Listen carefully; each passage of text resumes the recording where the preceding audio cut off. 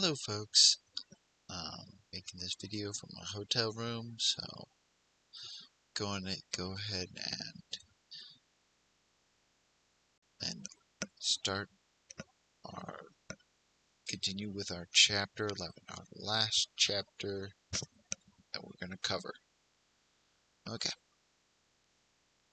right. So, if you were there on Friday, we talked about boils, we talked about the various different types of pressure units and kind of where they all come from. So now we'll start into some of the basic fundamentals of gases, and that is the directly observable facts about gases and how they relate to the laws of gases. So we start off with Boyle's law. Boyle's law simply states that if you hold a gas at a constant temperature, as the pressure is increased, the volume must decrease, that the pressure is indirectly proportional to the volume. As it increases, it will decrease proportionally. If I double the pressure, the volume will decrease by a factor of 2. Vice versa. Now, the logic behind this has to do with the fact that pressure is created by collisions. Pressure is created by collisions of gas. So we can write an equation here relating those two together. Pressure is created by collisions. And if that's true, then what we can say is that if I were to decrease the volume, what would happen to the number of collisions? Well, gas moving around at a constant temperature, moving around at a constant, more or less consistent speed, and so at a decreased volume, I would increase the number of collisions proportionally.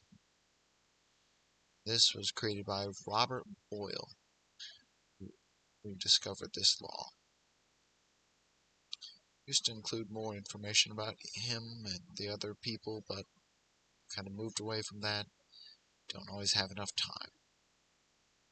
Another one created by I'm trying to remember Charles, but found that if you were to hold pressure constant, the volume is directly proportional to the temperature. So, as temperature increases, the volume of gas must increase. If you leave it open to the atmosphere, so pressure is not really changing, hotter gases take up more space. And because it's a directly proportionality, we have to have a V1 over T1 equals V2 over T2. Now, the way we describe this and explain that has to do with the fact that temperature is directly proportional to kinetic energy. And this kinetic energy is based on absolute temperature in Kelvin. So that's a key feature of this chapter. Almost all units will need to be converted into Kelvin, which is an adding of 273 onto our Celsius. But if we were to increase the speed of gas particles, they would generate more collisions. But if we wanted to keep the amount of collisions the same, the space they have to move, the volume, if you will, would have to increase proportionally. Faster speeds, you need a bigger area.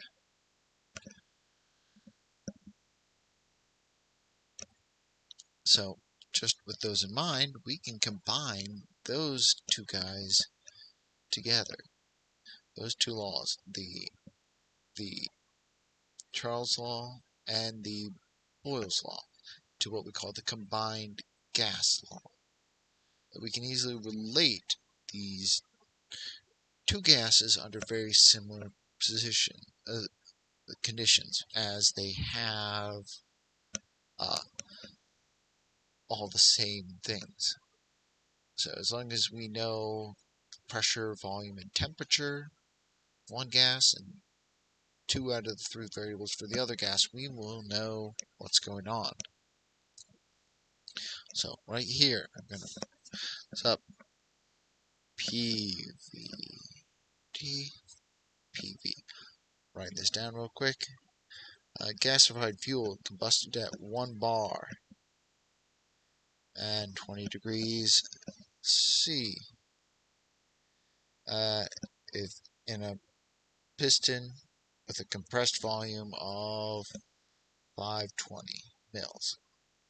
If it's combusted and the new temperature goes to 210, the volume changes to 1.1 liters.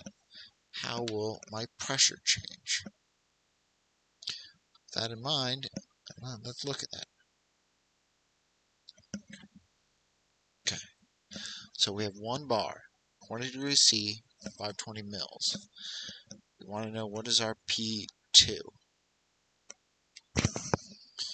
Well, as long as the units are the same and Kelvin, we are good. So I can leave that as a bar and leave that as a bar, and that will be fine.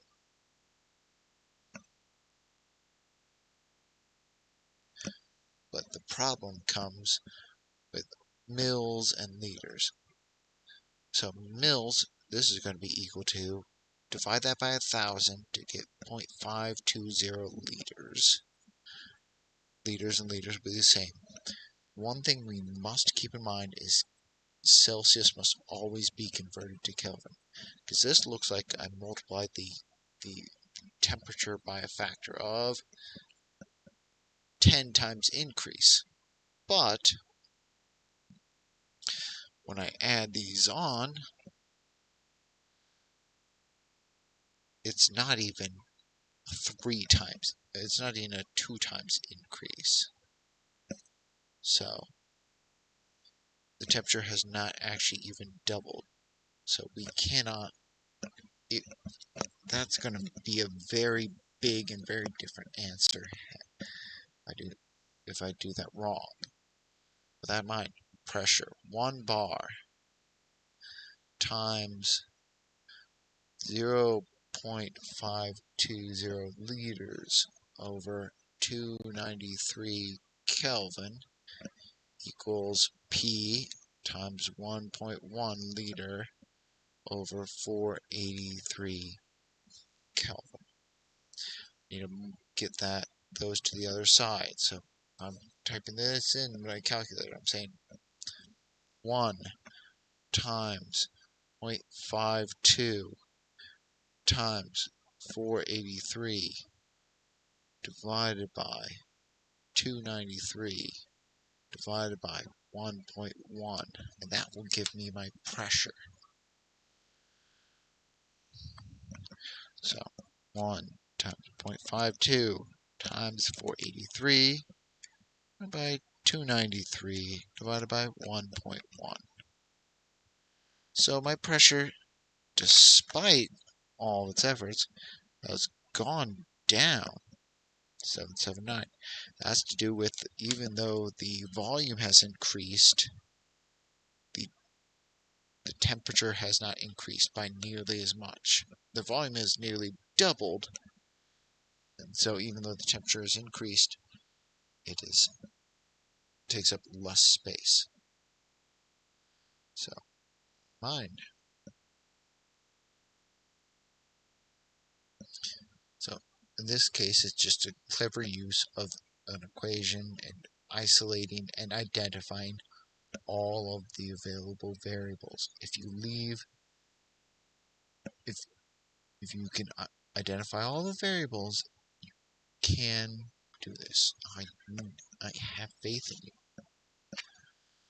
There's one last law that we need to be able to consider, and that's called Avogadro's law. There's our friend Amadeo Avogadro, who invented who Avogadro's number is named after. He simply found that at a constant temperature, at a constant pressure, the moles of gas are directly proportional to the volume. That basically, the volume is you can use the volume of gases as a way of measuring the atoms of a gas. That he found out I could react these based on their volume, relative volumes, and that, for example, 2 liters of hydrogen is needed to react with 1 liter of oxygen in order to make water. It will react in that proportion. And the way to think of that is that, simply put, more gas molecules would typically mean more collisions. But if you take the same amount of gas molecules and give them more space to move around in, it's going to take longer for the gas molecules to collide with the top and bottom of this chamber. So the collisions will go down. With that in mind,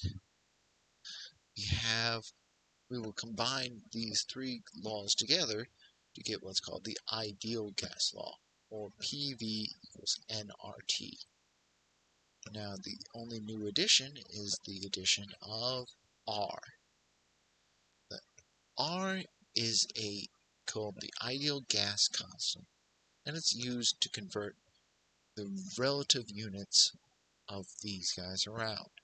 That basically, when we compared equation 1 to equation 2,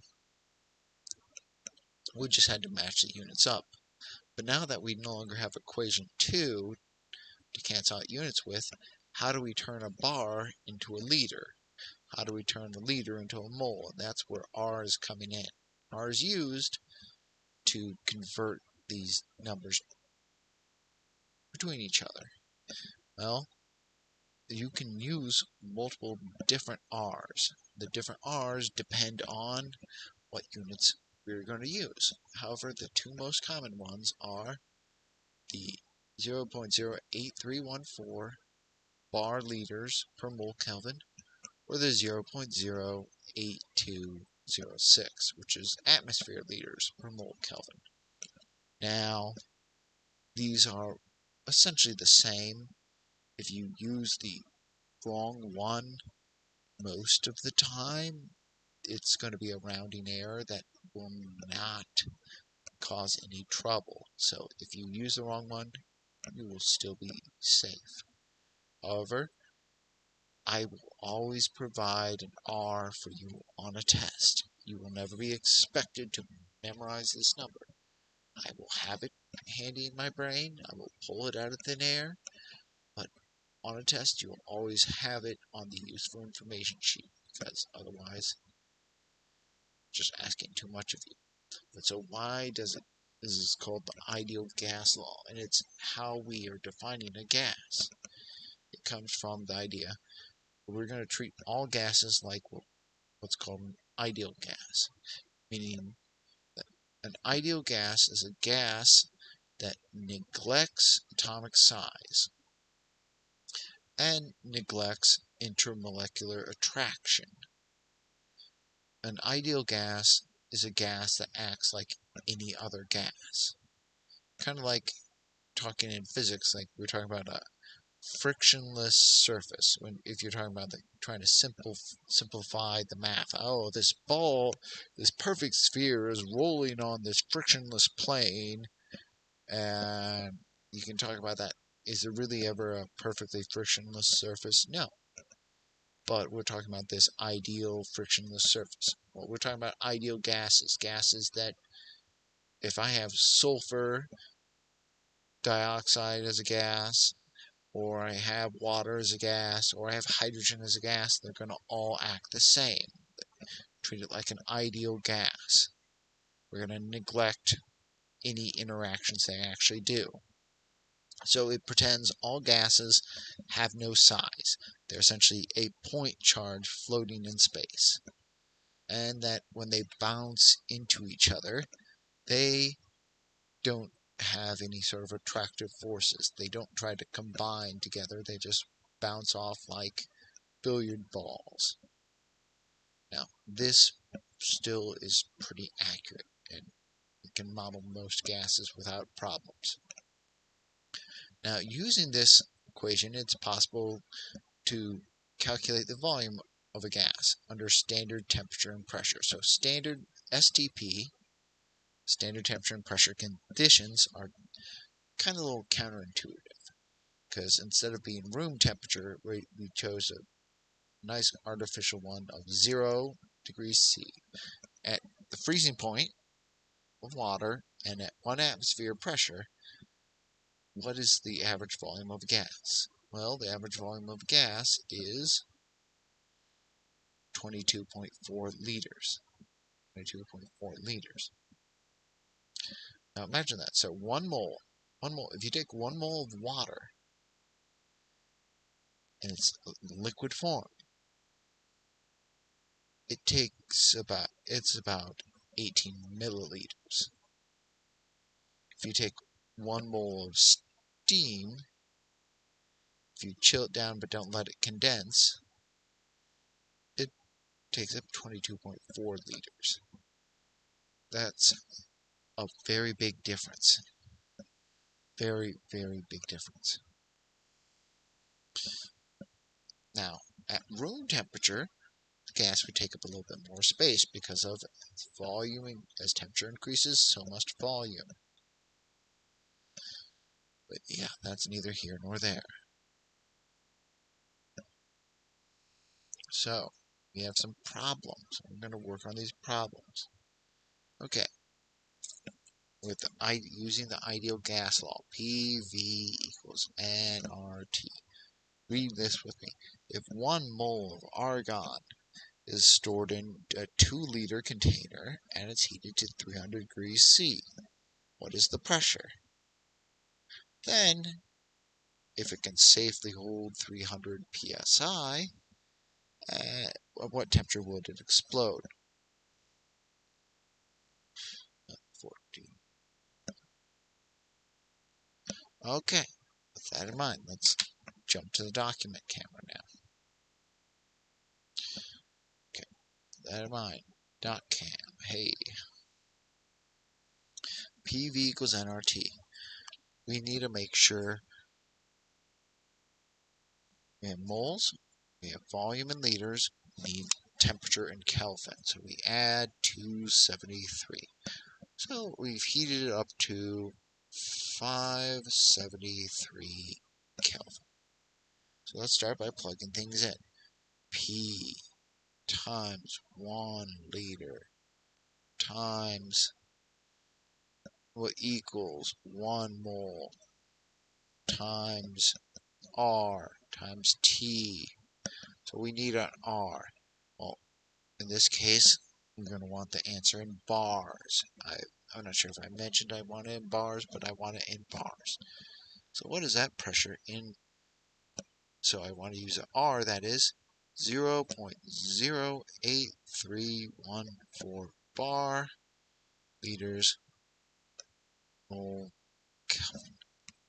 So to isolate this, I just need to, oh, sorry, it's a 2-liter container. My bad. Jeez. So what I need to do is I need to get that to the other side. So I'm going to divide both sides by 2 liters. That's going to cancel out. We have liters. We'll cancel with liters. Moles are going to cancel with moles, and Kelvin are going to cancel with Kelvin. So if I type this in, 1 times 573 times 0.08314 divided by 2 would be something like 23.8, let's say 2 bars.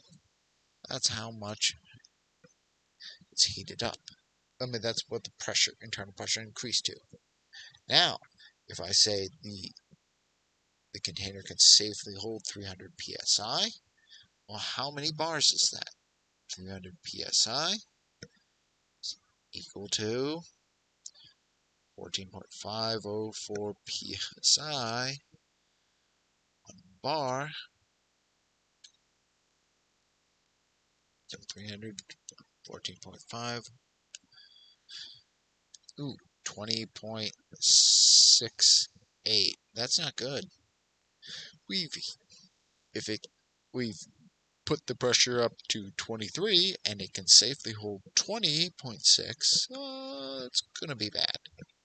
So let's look at this and let's go back. So it's the volume of the container is still the same. The moles of gas contained in it is still the same. So the only thing that's going to change is what temperature would it be able to safely hold before it pops. So 1 mole, and I'm going to say ideal gas, 8314 times T. That's bar, liter, mole, Kelvin. So, with that in mind, we're going to get these to the other side. So we're going to divide both sides by 1 and our ideal gas, 314.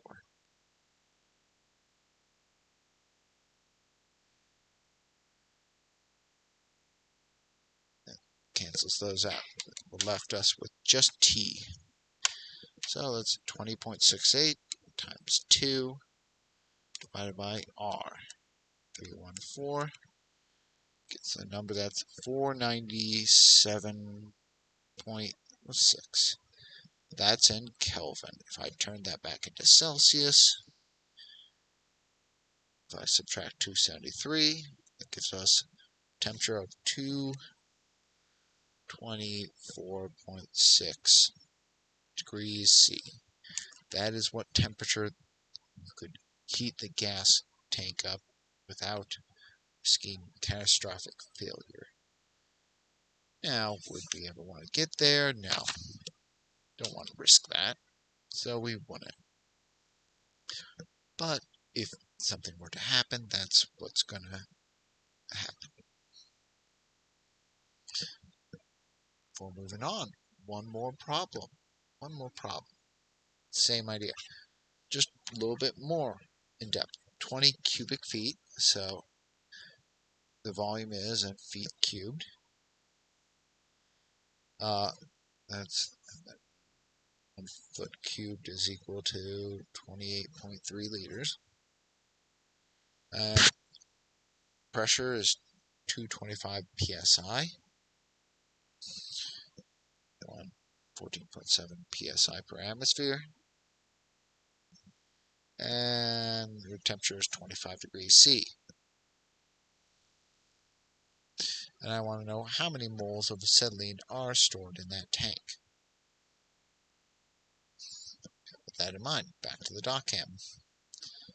So, we're just doing a lot of conversions. First one, I'll do the easiest one. Let's convert Celsius to Kelvin. That gives us, we add 273, that's going to give us 298 Kelvin. If I want to convert PSI to atmospheres, 2.7 PSI for 1 atmosphere. So 225 divided by 14.7. That's 15.3 ATMs. And cubic feet, there's 1 foot cubed, it's 28.3 liters. So 20 times 28.3. That's on like 566 liters. Okay, so how much acetylene, oxyacetylene gas could we store in there? Well, P, 15.3 ATM, times V, 566 liters, equals N, we don't know, times R, 0.08206, so liters, mole, Kelvin, and times 298 Kelvin. So with that in mind, isolate the variable. So divide both sides by 298, divide both sides by my R. I do that. That cancels out here, and it cancels out here.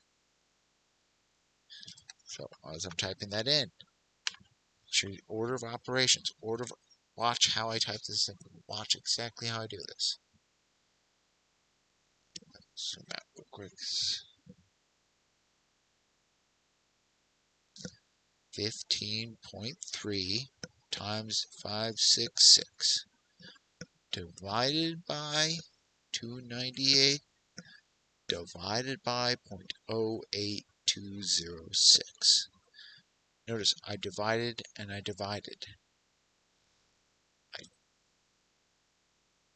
My moles would be 354. If I did this, 15.3 times 566 divided by 298 times 8206 times our number's totally different. But if I do it like this, divided by, in parentheses, 298 times 0.08206, suddenly we're back to 354. Gotta make sure we're dividing by both of those numbers. Both of those numbers. Okay. To the PowerPoint.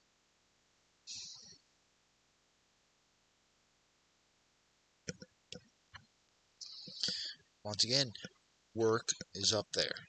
You can always see the work. You don't have to. If I work too fast, the work is shown. Now, from there, we go on to what's called Dalton's Law of Partial Pressure. So John Dalton, the guy who we talked about at the beginning of Chapter 2, the guy who created the Dalton's Law for atomic theory. He also did a lot of work with gases. And he discovered this beautiful law of gases. It basically builds on the fact that all gases are acting like ideal gases, and if all gases are the same, it doesn't really matter what they are. They add up like normal. It doesn't matter whether you have oranges or apples if you're just measuring the total number of fruit. So you can add them together. You observe that the total pressure of a mixture of gases will always equal the sum of the pressures of each individual gas. So from this idea, we can understand there's a simple concept called partial pressure, as opposed to just pressure. Pressure is referring to the total pressure, or the observed pressure of a mixture. Well, partial pressure is the pressure of that an individual gas in a mixture produces. Because if a pressure is, once again, the collisions, we just look at, what's all the collisions from just gas number 1? We'd get the pressure generated by that gas. But so Dalton's law simply states P total is equal to the total sum of all the pressures in a mixture. Because in a mixed gas, we're assuming that the temperature of all the gases are the same, and the volume which all the gases are held at, so the volume of the room isn't changing. So pressure is essentially proportional to the moles. So if we know the partial pressure is directly proportional to the moles of an individual gas, and the total pressure is proportional to the total moles of all the gases. That's all that's saying right there. But taking this step further, we introduce a new symbol, chi, the Greek letter chi. If we have the partial pressures of a gas and we compare it to the total pressure of the gas, we can figure out what fraction of the total pressure this gas is contributing. So if we divide those two, we get essentially chi. You could also look at this as a fraction. We look at it as the moles of gas of an individual over the moles of gas total in a mole fraction. It's like a mole percent, essentially. Chi of a gas is the mole fraction of that gas in a mixture. And because it is a fraction, like a percent, it's always out of 1. It's always out of like 100%. So if I know the mole fraction for one gas, and there's only 2 gases, I know the mole fraction for the second gas. And if I know what pressure one gas is contributing to the total pressure, I can know what pressure the second gas must be contributing to the total pressure and relate the two. That chi 1 times the total pressure is going to equal the pressure of that one gas. So in this hypothetical scenario, if I mix hydrogen and helium together, 1 mole of hydrogen with 3 moles of helium, the mole fraction would be 0.25 for hydrogen and 0.75 for helium, because 1 out of 4 is 25%. If the total mixture is just 1 atmosphere, then hydrogen is providing 0.25 of that 1 atmosphere, with helium making up the other 0.75. If the total pressure is 4 bars, the hydrogen is contributing 1 of those 4 bars, and helium is contributing those other 3. So it's a little tricky, but we'll see some of this in work. Now this one looks really hard. It looks really hard, but once you realize what's going on, it is surprisingly simple. The pressure of water vapor depends solely on the water's temperature. So water humidity, essentially, is controlled entirely by the temperature of the water, which is able to be humid. So, that in mind, so if 1.5 liters of oxygen was collected under 35 degrees of water by water displacement, so you put a tube, fill it with water, and bubble oxygen under the tube into the tube, and as oxygen fills up, it pushes out the water, and that way you can get oxygen without getting the rest of the air. If you're bubbling a pure gas into there. So question 1 is, what is the pressure of the oxygen? And how many moles of oxygen? Well, the thing of this is even though the barometric pressure is 755 torr, that isn't the atmospheric, that isn't the pressure of just oxygen. That is the total pressure. So what the first thing I need to do is I need to look at what pressure would water contribute at 35, and that's where I'm going to start things off at. So go to the dot camera. Okay. So the contribution from water. So this is the P total. This is the P of water. Here's the volume, and here's the temperature. So the first question, what is the pressure of oxygen? Well, the P total is equal to the pressure of oxygen plus the pressure of water. So if I subtract out the pressure of water from the pressure of oxygen, we're going to have, well, from the pressure total, we're going to have what is the pressure of oxygen. 755 minus 42.175. So we have 712.825 torr. With that in mind, divide that by 760 to get this into atmospheres. And divide by 760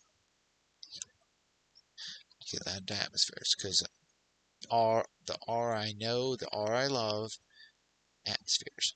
So I'll give that. Okay. So PV equals nRT. We're going to rearrange that. PV over RT is going to be N. We already have the V. All we have to do is convert our temperature into Kelvin. Always convert into Kelvin. So that becomes 308. So with that in mind, 0.9379 times 1.5 divided by 308 divided by our R.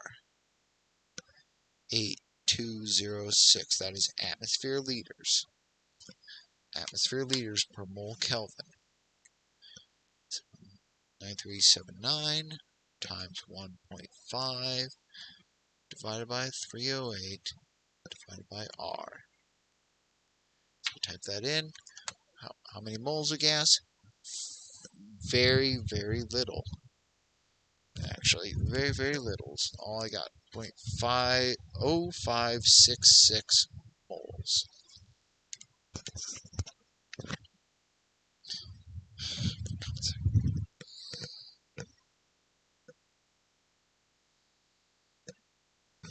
Sorry, the fan went on of all times.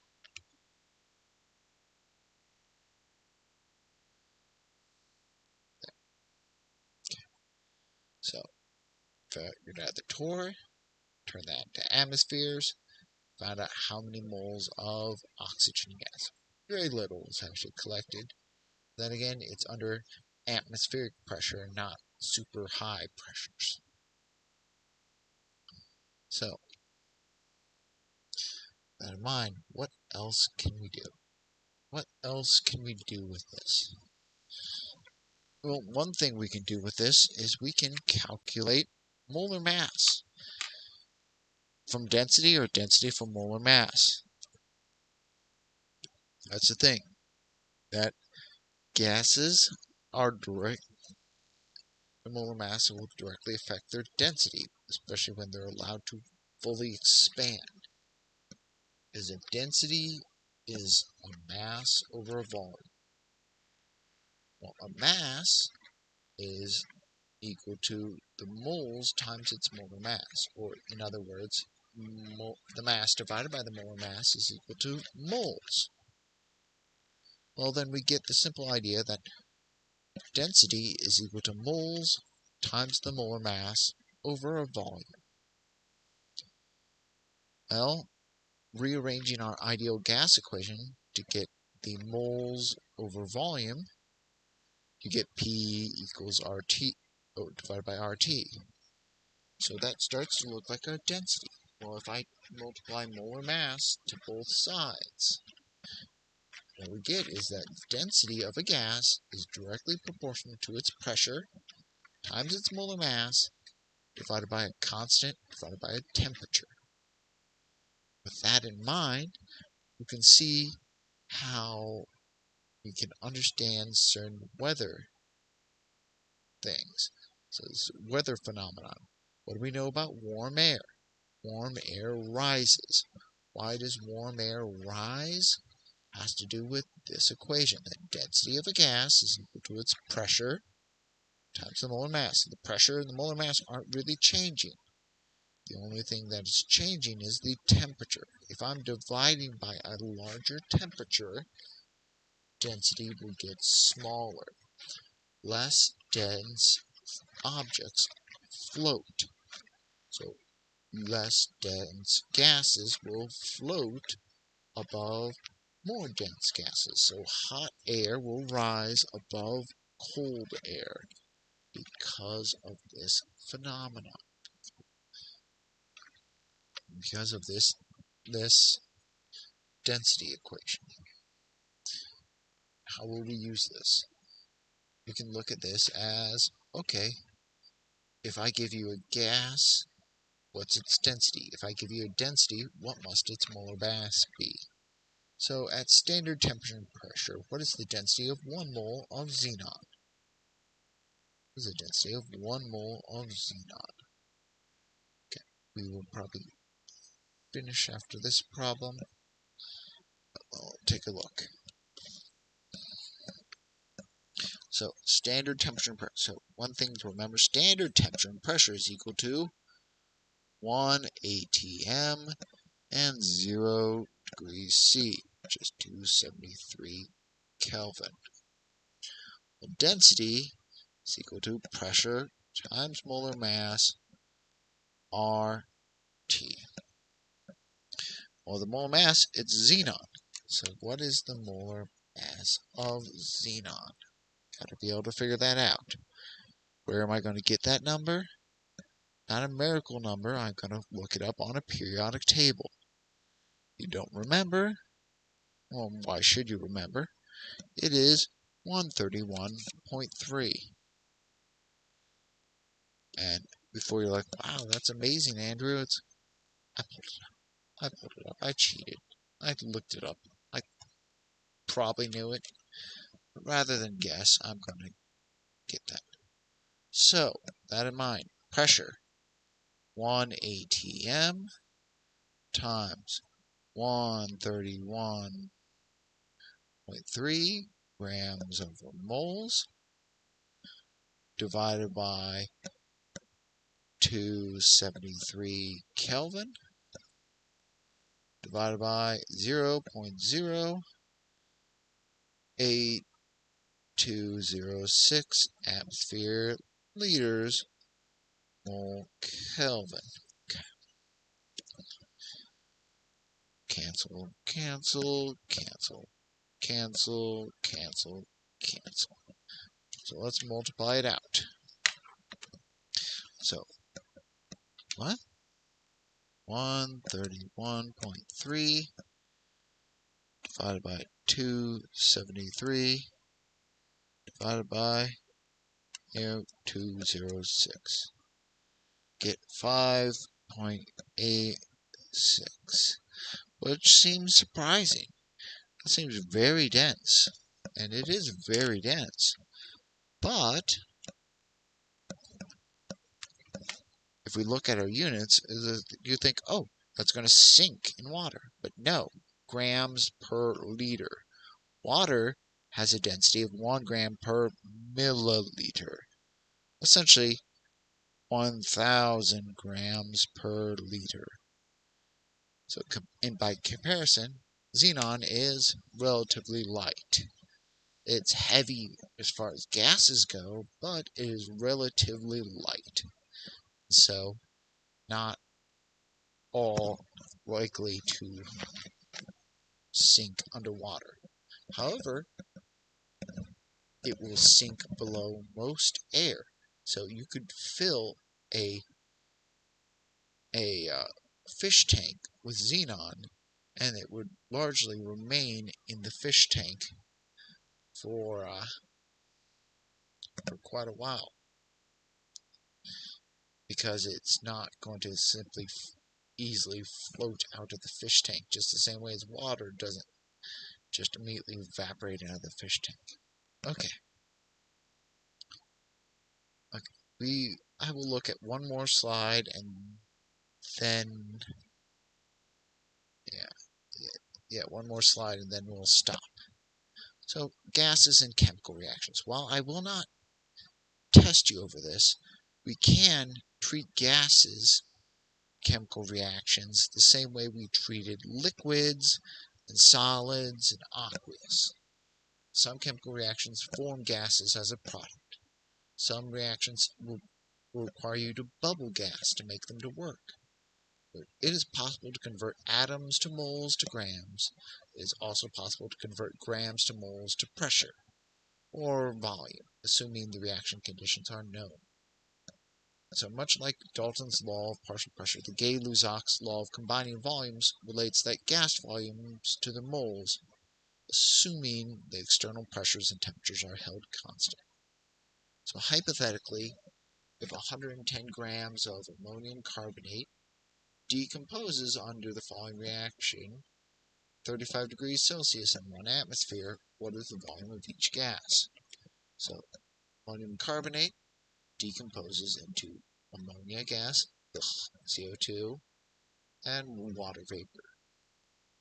So if I calculate this, 110 grams of ammonium carbonate, which has a molar mass of 96, it would give us, it's less than a mole. Well, it's going to be, and there's a ratio of, so I'm going to find out how many moles of CO2 would that produce.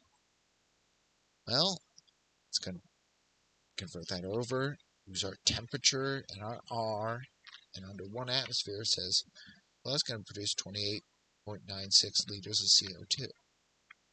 Well, for every mole of CO2, you're going to produce 1 mole of water, so equal amounts of water. And for every 1 mole of CO2, you can produce double the amount of ammonia, so I can do that as well. So double that to 57.92.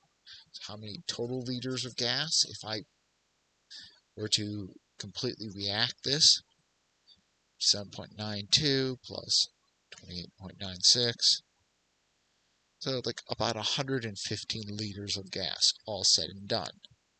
A lot of gas if I were to fully decompose that. But that is where we will stop. Mainly because, well, we're about at time and I don't want to get into kinetic molecular theory until I get back on Wednesday.